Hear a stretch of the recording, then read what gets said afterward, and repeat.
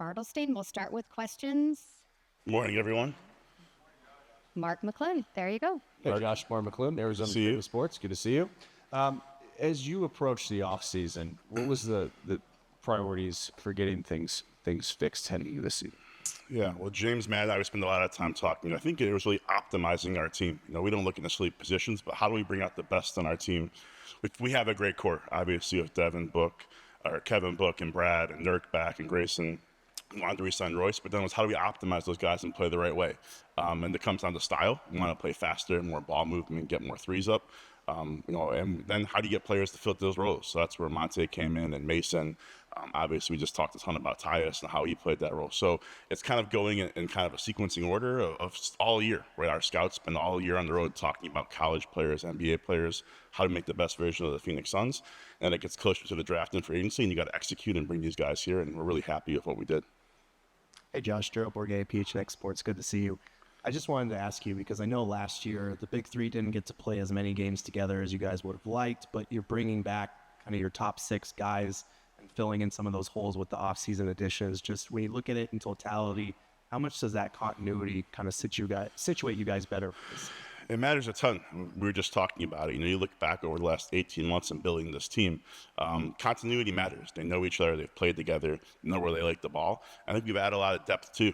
Going back to adding, Grayson and Nurk about a year ago, and those guys being here now and not just coming in the weekend before training camp starts. So we feel like we had a core that stayed intact, that played together, that had success, and then adding those new guys around them, they can only make it better. And they've been working out, all summer long. We've had a great open gym that goes a long way to hitting the ground running come tomorrow.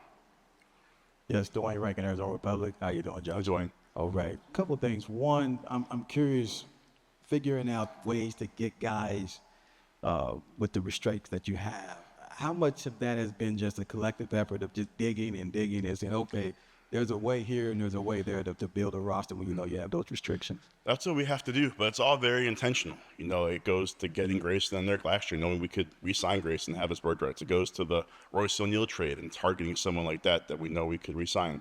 It goes to relationships. When you have minimum contracts, they have a lot of options. These all had options, but between James, Matt, and myself, we spent a lot of time with their agents explaining our value or our vision and our value, what we care about. So everything is intentional. There's a lot of discussions on it. We don't always get everything we want, but trust me, there's a lot of thought that goes into it. And in the end, I think Matt used the care factor word. When you truly care about it and you can't just talk about it, you got to be about it, what we're building here. They see it, and that's why they all committed. Up next.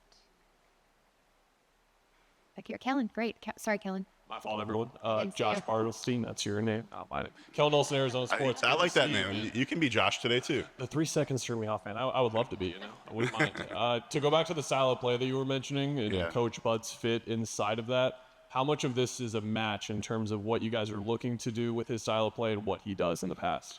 100%. I think in basketball, there's so many subjective opinions now on how you want to play, but there's certain objective measures you have to hit to give yourself the best chance to win.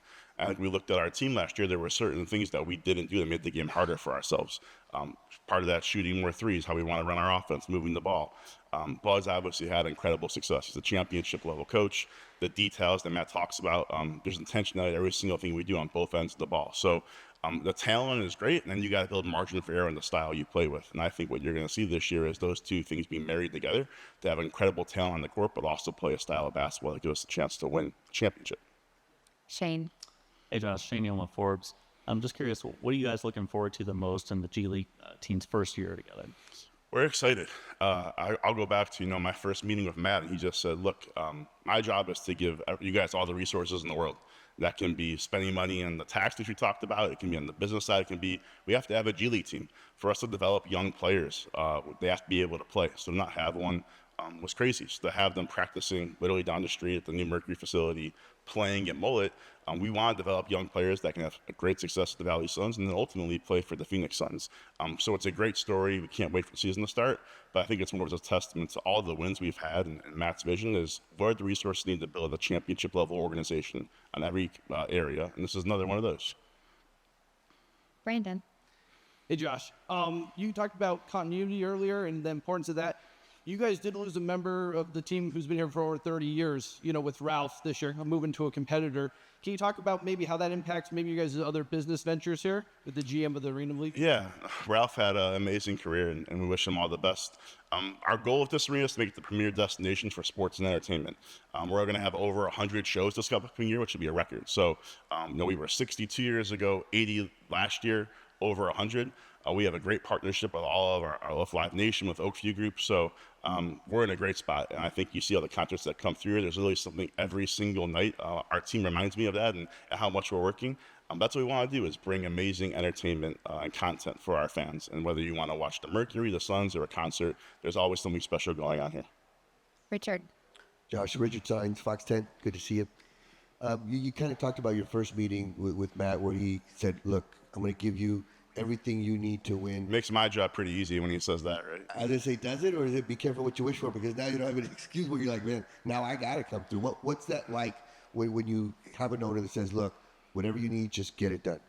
It's the best, and he's here, so I'm talking about him, he can hear me. But having grown up in the business with my dad in it and being in Detroit for a long time, that's not the norm. Usually there's a lot of restrictions, and you have high expectations, but there's goalposts on what you can do. I can tell you anytime myself, James, and Bud come to Matt with an idea or anything that's going to move the organization forward, whether it's winning on the court, off the court, the community, he always supports it. He asks the right questions. To his point, we're not reckless of money, but we built a new Mercury facility. We just changed 5G again because Bud had some ideas.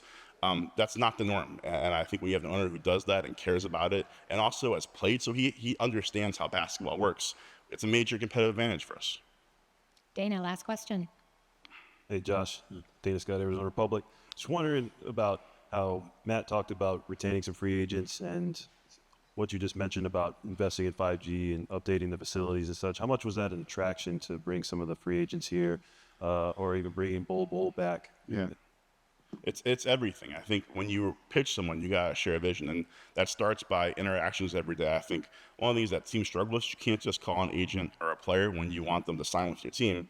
You got to build those relationships all season long. So whether it was Bull or someone like Mason, who's with my dad, so I can talk to him about that all the time, you have to build those relationships. And then ultimately when they come here and understand what Phoenix is all about, an amazing practice facility, an owner who does all the small things that matter, we built our medical staff, you have a great story to tell. And again, people can talk about, then you got to actually do it. And when when Mason calls a Brad Beal or Royce O'Neal and Devin Booker and says, hey, they told me all these things, has to actually be true.